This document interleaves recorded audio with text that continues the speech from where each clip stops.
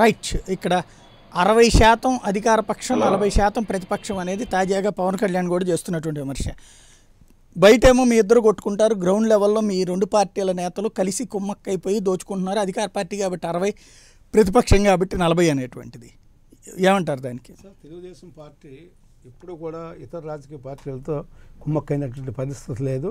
ఏమన్నా ఉంటే open deal అనమాట. అంటే మేము కేజ్రీవాల్ గారితో కలిసాం, మమతా బెనర్జీ గారితో కలిసాం, అంతే తప్పితే వైఎస్ఆర్ పార్టీ లాగా సీక్రెట్గా లోటస్ పాండ్లో మీటింగ్ పెట్టుకుని మాకు సంబంధం లేదు అంటారు. కేటీఆర్ గారు ఏమో మా దాంట్లో మెంబర్ అంటారు. తెలుగుదేశం పార్టీ ఏది చేసినా కూడా ఓపెన్ గా మేము వీళ్ళతో ఉన్నాము అనేది క్లారిటీ ఉంది. నా మాట దయచేసి వినండి. మీరు అంశానికి సంబంధించి చర్చ జరిపారనుకోండి, ప్రజలకి మీ వెర్షన్ వెళ్తుంది. లేదు దాంట్లో నుంచి మీరు అందులో మీ వైఫల్యాన్ని కవర్ చేసుకోవడానికి డైవర్ట్ చేసుకుంటున్నారు. ఇక్కడ ఒక మాట, మీకు మీరు కలవడం అంటే శ్రీనివాస్ గారు వెళ్ళి కలవరు. లోకల్గా ఉండేటువంటి లీడర్లు కలవకపోతే ఇసుక అక్రమ రవాణానో, గనులకు సంబంధించినో, లేకపోతే భూములకు సంబంధించిన వివాదాల్లో ఎందుకు యాక్షన్ తీసుకోలేకపోయారు? అదేనది, ఎందుకు మీ చేత కాలేదు అని అడుగుతున్నా. ఎందుకు తీసుకోలేదు? ఆ భూమిని తీసుకుని పంచుతామన్నారు, కాకినాడ సెజ్జును పంచుతామన్నారు, నెల్లూరు సెజ్జును పంచుతామన్నారు. మీరే స్టేట్మెంట్లు ఇచ్చారు ఎన్నికలకు ముందు. అట్లాగే కన్యదార భూములు తీసుకుని ఇస్తామన్నారు. ఈ 5 ఏళ్లలో ధర్మాన ప్రసాదరావు కనుక మిమ్మల్ని ఆపుతుంటే తీసుకెళ్ళి ఆయన జైల్లో పడేసి మీరు తీసుకొచ్చి ఇవ్వాలి. 5 ఏళ్ల తర్వాత కూడా మీ చేతకాని తనం అనాలా, లేకపోతే మీరు వాళ్ళతో కుమ్మక్కారన్నారు? ఎందుకు కబుర్లు చెప్తున్నారు? ఇంకా ఎదుటి ప్రత్యర్థి మీద విమర్శలతో ఎందుకు కాలక్షేపం చేస్తున్నారు? కన్యదార కొండలు అవన్నీ కూడా నేరాలు గోరాలు అన్నిటి మీద కేసులు ఉన్నాయి. ఎందుకు తీసుకెళ్లి జైల్లో పెట్టలేదని అడుగుతున్నా. ఎందుకు జైల్లో పెట్టలేదు? కక్షపూరితం ఎందుకు అవుతుంది? తప్పు చేసిన జైల్లో పెట్టకుండా ఎందుకు అవుతున్నారు? ఇన్వెస్టిగేషన్ జైల్లో పెట్టాక చేస్తారు. ఇన్వెస్టిగేషన్ జైల్లో పెట్టాక చేస్తారు. 5 ఏళ్ళు కాక ఇంకెంత కాలం పట్టాలి? 5 ఏళ్ళు కాకుండా ఇంకెంత డైవర్ట్ చేయొద్దు. 5 ఏళ్ళు కాకుండా ఇంకెంత 5 ఏళ్ళు కాకుండా ఇంకెంత టైం కావాలి? శ్రీనివాస్ గారు డైవర్ట్ చేయొద్దు. 5 ఏళ్ళు కాకుండా ఇంకెంత కాలం పట్టాలి దర్యాప్తుకి? ఎందుకు నాటకాలు ఆడతారు మీరు? ఎవరిని ఎందుకు అరెస్ట్ చేయలేదు? శ్రీనివాస్ అక్కడ అరెస్ట్ ఎందుకు చేయలేదు? అరెస్ట్ చేయడం అంటే కోర్టు డైరెక్షన్ ఇవ్వాలి. కోర్టు ఎందుకు డైరెక్షన్ ఇస్తుంది? కోర్టు ఎందుకు డైరెక్షన్ ఇస్తుంది? శ్రీనివాస్ గారు ఒకడు మొన్న కత్తితో దాడి చేశాడు. ఫస్ట్ ఆయన అరెస్ట్ చేసి కేసు పెట్టారా, లేకపోతే కేసు పెట్టాక కోర్టు అడిగారు?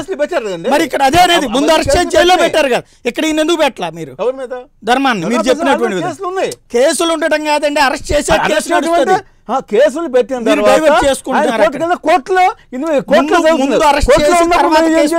అది కాదు. కేసు పెట్టగానే ముందు అరెస్ట్ చేస్తారు. ఆయన స్టే తెచ్చుకోలేదు ఎక్కడ.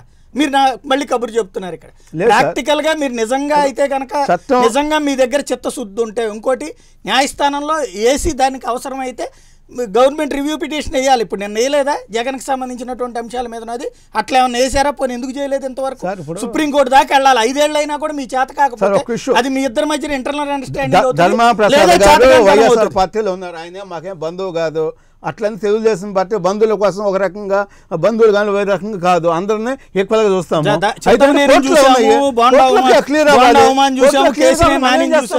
వాటిట్లో ఎట్లా చేశారు అనేది, మీకు బంధువులు అయితే ఎట్లా చేస్తారు? బంధువులు గాను నేను అన్నది ఇక్కడ మీ వైఫల్యం అయినప్పుడు ఇంకా మీరు ప్రభుత్వంలోకి వచ్చి మా వైఫల్యం లేదు. ఎవరైతే ఇవన్నీ కబ్జాలు బలపడ్డారో వాళ్ళ మీద కేసులు జరుగుతున్నాయి. శివశంకర్ గారు అంటున్నారు సిబిఐ అంటున్నారు.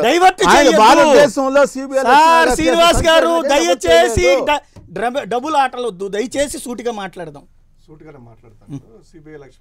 వదిలేసేయండి, అది మళ్ళీ వద్దు. మళ్ళీ మీరు ఆ పాయింట్ దగ్గరకు ఈ ఇష్యూ మీద కన్ఫైన్ అవుతుంది. ఇంకోటండి, ఇప్పుడు 2014 నుంచి తీసుకుంటే ఎన్ని జరిగాయి అక్రమాలు అనేటువంటిది సాక్షాత్తు మంత్రులే, గంటా మీద అయ్యన్న పాత్రలు లాంటి మంత్రులే ఇక్కడ జరిగింది. మొత్తం విశాఖ భూముల కుంభకోణం, హుదూద్ తుఫాన్లో మొత్తం రికార్డ్సే మాయమైపోయి చేశారు ఆ టైంలో అనేటువంటిది సాక్షాత్తు మంత్రులే, ఎమ్మెల్యేలు కూడా కాదు, మంత్రులే చేశారు. తర్వాత పెందుర్తి లాంటి ఎమ్మెల్యేలు ఒక కబ్జా చేసుకుని ఎస్సీ మహిళను వివస్తం చేసి తన్నినటువంటి దాఖలాలు కూడా మనం చూసాము. ఈవెన్ ఇసుక కుంభకోణం ఎలా జరుగుతున్నాయని సాక్షాత్తు శివశంకర్ గారు ఇక్కడ ఒకటి పవన్ కళ్యాణ్ రైజ్ చేస్తున్న పాయింట్ ఏంటంటే, ఇప్పుడు ఇసుక అక్రమ రవాణా ఇవన్నీ అందరికీ తెలుసు, మేము అందరం చూస్తున్న వ్యవహారం. కాకపోతే దాని మీద మీ పోరాటం ఏది అంటే, ఇద్దరు కూడా అక్కడ లోకల్గా ఉండేటువంటి ఎమ్మెల్యే వైసీపీ అయితే, తెలుగుదేశం వాళ్ళు కలిసి 60-40, లేదు మీది కాకపోతే ప్రతిపక్షం 40%, అధికార పక్షం 60% తీసుకుంటోంది అనేటువంటిది. లేకపోతే ఎందుకు ఆపలేకపోతున్నారు? ఒక పబ్లిక్గా ఓపెన్గా ఇసుక దందా చేస్తూ ఉంటే ప్రతిపక్షం వెళ్ళి అక్కడ అడ్డంగా కూర్చుంటే అవతలోటి చేయడానికి భయపడతాడు. కానీ జరుగుతున్నది అంటే కారణం ఇది అనేటువంటిది ప్రధాన ఆరోపణ. అది కాదు అంటే మీరేమన్నా చేశారా? పోనీ ఇదిగో మేము ఈ ప్రాంతంలో అడ్డుకున్నాం, ఇదేమన్నా చెప్పగలరా? ఖచ్చితంగా సార్. ఒక వనజాక్షి దగ్గర నుంచి తీసుకోండి, ఎవరు సార్ ఫైట్ మీరు నేను అన్నది విమర్శ వేరు, విమర్శలు కాదు సార్. సార్ శివశంకర్ గారు, నిర్దిష్ట పోరాటం అంటే అవసరం లేదు. ఒక్క మాట మళ్ళీ డైవర్ట్ చేయదు. ఇదే భాష పరంగా ఉండేటువంటి నేను అనేది ఇసుక అక్రమ ఒక్క మాట అండి, ఇసుక అక్రమ రవాణా చేస్తుంటే లోకల్గా మీకు పార్టీ కమిటీ ఉంటుంది, అక్కడే కూర్చుంటే ఎవడు చేయగలుగుతాడు? లేదు ఒక బెల్ట్ షాప్ తప్పు చేస్తుంది, బెల్ట్ షాప్ ముందు వైసీపీ అందరూ అడ్డంగా కూర్చుంటే ఎవడమ్ముతాడు? అది కదా ప్రతిపక్షం అంటే. నిలదీయడం విమర్శించడం వేరు, పోరాటం. అక్కడ అరెస్ట్ చేశారనుకోండి, ఇదిగో ఈ మందమ్మించడం కోసం మా వాళ్ళని అరెస్ట్ చేశారని జనంలోకి వెళ్తే అది ప్రతిపక్ష పాత్ర అవుతుంది. అట్లా కాకుండా మేము రోజు పోరాడుతూనే ఉన్నాం 48 గంటలు దీక్ష చేసాం, 24 గంటలు దీక్ష చేసామంటే అది జెన్యూనిటీ ఎట్లా అవుతుంది? ఏదో రాజకీయంగా మా జనాల దగ్గర కోసం అని చెప్పినట్టు అవుతుంది కదా. మీ పోరాటాలు అన్నారు కదా, ఒక్క ఉదాహరణ చెప్తారు. మేజర్ జరిగినవి ఒకటి, గురజాలలో ఎరపతిని అనేటువంటి వ్యక్తి లీగల్ గా చేశారు. ఏ విధంగా చేస్తున్నారు అనేటువంటి నిజ నిర్ధారణ చేసి అక్కడికి అడ్డు వెళ్తుంటే ఇదే ప్రభుత్వం హౌస్ అరెస్టులు చేసిందా? నో డౌట్ హౌస్ అరెస్టులు చేసిందా? తర్వాత కోర్టులోకి వెళ్ళేసి కోర్టు చెప్పినా కూడాను దానికి ఇంకా ఆపుకోకుండా ఇదే ప్రభుత్వమే చేస్తా ఉంటే, పోలీసుల దగ్గరుండి చేస్తా ఉంటే మళ్ళీ కోర్టుకు వెళ్ళేసి 3 సార్లు కోర్టు అక్షింతలు వేసినా కూడా లేదు. అంటే ఇది పోరాటం కాదా? ఇసుకది నేనంది బెల్ట్ షాప్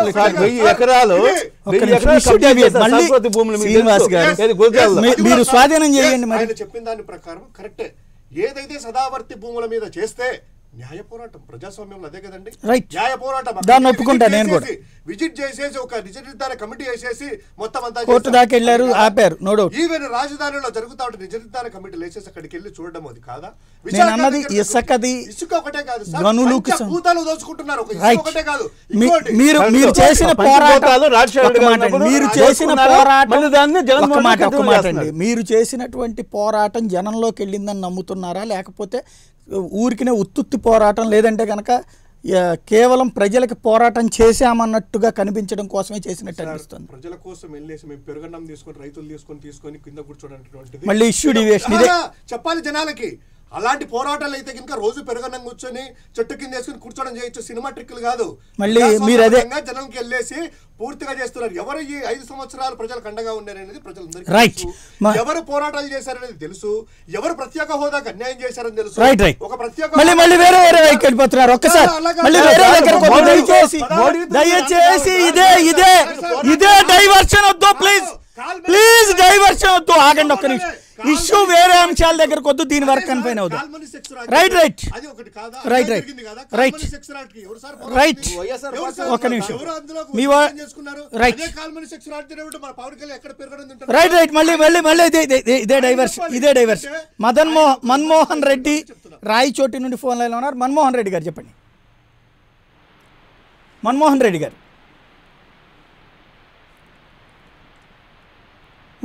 గారు నా మాట మీకు వినపడుతుందా? రైట్. శశిధర్ ఫోన్ లైన్లో ఉన్నారు హైదరాబాద్ నుండి. శశిధర్ గారు చెప్పండి. నమస్తే సార్. నమస్తే, చెప్పండి. హలో శశిధర్ గారు చెప్పండి. నా వాయిస్ మీకు వినపడుతుంది, చెప్పండి. Okay sir. అంటే కొంచెం ఇది ఆంధ్రప్రదేశ్ రాష్ట్రంలో ఎప్పుడు ఒక 2 పార్టీలే రావాలా సార్? అంటే ఒకటి థర్డ్ ఆల్టర్నేటివ్ ఉంటే బాగుంటుంది జనరల్ గా.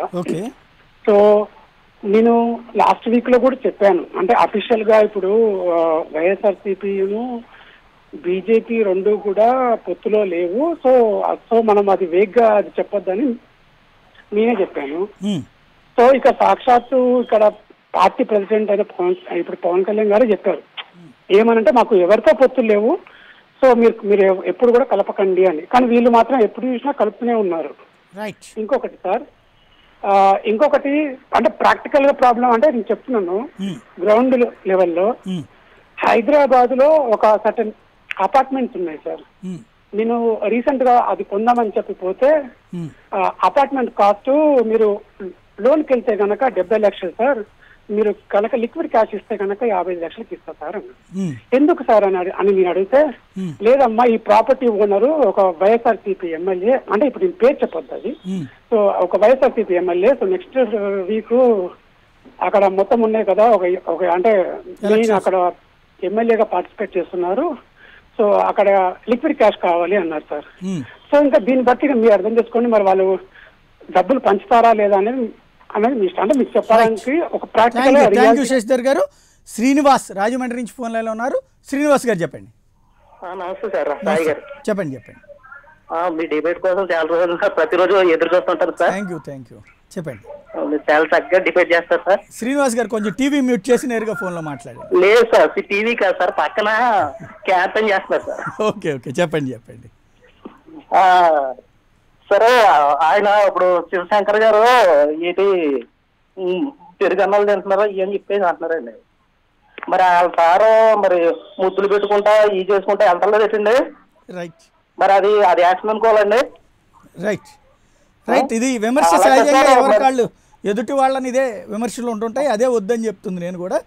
అది కరెక్ట్ సార్, మీరు చెప్పి చాలా కరెక్ట్ సార్. థ్యాంక్ యూ అండి శ్రీనివాస్ గారు. రాహుల్ విశాఖపట్నం నుంచి ఫోన్ లైన్లో ఉన్నారు. రాహుల్ గారు చెప్పండి. నమస్తే సార్ గారు. నమస్తే, చెప్పండి. హలో, చెప్పండి రాహుల్ గారు. నమస్తే అండి. అసలు అంటే ఇప్పుడు మామూలుగా వాళ్ళు వీళ్ళు మాట్లాడుకుంటారు, విమర్శలు చేసుకుంటున్నారు కదండి. అవన్నీ విమర్శలు ఎందుకు అనుకొస్తాయి అంటే, ఇప్పుడు నేను వైసీపీ సపోర్ట్ ఉన్నాను అనుకోండి, పవన్ కళ్యాణ్ కానీ టీడీపీ కానీ తిడితే నేను సంతోషిస్తా. న్యూట్రల్ ఉన్నాడు, న్యూట్రల్ గానే ఉంటాడు. ఇప్పుడు పవన్ కళ్యాణ్ జగన్ కానీ వాళ్ళని తిడితే పవన్ కళ్యాణ్ ఫ్యాన్స్ సంతోషిస్తారు, కానీ న్యూట్రల్ గానే ఉంటారు. వీళ్ళు విమర్శలు ఆపేసి అసలు ఈక్వాలిటీ అంటే ఏంటిది? ఈక్వాలిటీ అంటే బీసీకి టికెట్ ఇవ్వడమా, బీసీలో డబ్బులు టికెట్ ఇవ్వడమా, డబ్బులు లేనో టికెట్ ఇవ్వడమా, ఎస్సీలో డబ్బులు టికెట్ ఇవ్వడమా, డబ్బులు లేనో టికెట్ ఇవ్వడమా? మీరు ఈక్వాలిటీ గురించి అడగండి సార్ ఫస్ట్. రైట్. మీరు ఈక్వాలిటీ గురించి ముందు మీరు ఓటేస్తారా డబ్బులు లేని వాళ్ళకి? నేను వేస్తాను సార్. ఎవరికి? డబ్బులు లేని వాళ్ళకి అంటే ఒక్క మాట అండి రాహుల్ గారు, ప్రతి ఒక్కళ్ళం మనం ఎదుటి వాళ్ళకి చెప్తుంటాం, ఫస్ట్ మనం ఓటేసేటప్పుడు డబ్బులు లేనటువంటి డబ్బులు పంచని వాళ్ళకి ఓటేయాలని మనం నిర్ణయించుకుంటే సచ్చినట్టు అన్ని పార్టీలు కూడా డబ్బులు లేని వాళ్ళకి నిజాయితీ పరులకు ఇస్తాయి. మనం అలా ఓటేయడానికి సిద్ధంగా ఉన్నామా? మీరు రాహుల్ గారు ఉపన్యాసం వద్దు దయచేసి. ఒక మాట ఇక్కడ అడుగుతున్నది, డబ్బులు లేని వాళ్ళకి డబ్బులు పంచని వాళ్ళకి ఓటేయాలని మనం నిర్ణయించుకుందామా లేదా?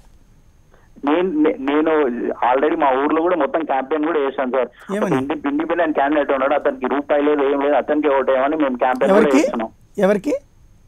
మేము ఇండిపెండెంట్ క్యాండిడేట్ ఉన్నాం మా వైజాగ్ లో. ఓకే, అతనికే క్యాంపెయిన్ చేస్తున్నాం. Good, very good. మీలాంటి స్ఫూర్తి అందరికీ ఉండాలని కోరుకుందామండి. కాలినడకనే సపోర్ట్ చేస్తున్నాం. గుడ్, వెరీ గుడ్ అండి. థ్యాంక్ యూ రాహుల్ గారు. మీలాంటి ఆలోచన అందరికి వస్తే కనుక అప్పుడు డబ్బుల రాజకీయం పక్కకెళ్ళి కాస్త నిజాయితీ పరులు వస్తారు. థ్యాంక్ యూ రాహుల్ గారు. విజయవాడ నుంచి ఫోన్ లైన్లో ఉన్నారు. విజయ్ గారు చెప్పండి. గుడ్ మార్నింగ్ సాయి గారు. మార్నింగ్ అండి. అనాలిసిస్ నేను ఫాలో అవుతా ఉంటాను. థ్యాంక్ యూ అండి. పోతే సార్ మరి అంటే పోరాటాలు ఎక్కడ చేశారు, ఎక్కడ అడ్డుకున్నారు అని అన్నారు కదండి.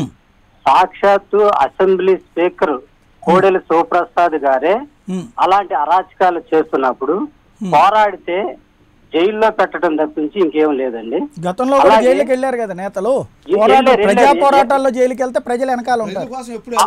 అవును సార్, అలాంటి అరాచకాలు చేస్తున్నప్పుడు ఏ పోరాటాలు చేస్తే మాత్రం అక్కడ లాభం ఉంటూ ఏమి లేదండి. ఎందుకంటే అన్యాయంగా అక్రమంగా ఎలాంటి విధ్వంసకరంగా చేస్తున్నారో ఈ గవర్నమెంట్ అందరూ చూస్తున్నారండి. ఇక సాక్షాత్తు జగన్మోహన్ రెడ్డిని ఎయిర్పోర్ట్ లో అడ్డుకుని అరెస్ట్ చేశారండి. రైట్. ఇలాంటి గవర్నమెంట్ లో ఏ పోరాటాలు చేస్తే ఏం లాభం అవుతుందండి? రైట్. థ్యాంక్ యూ విజయ్ గారు.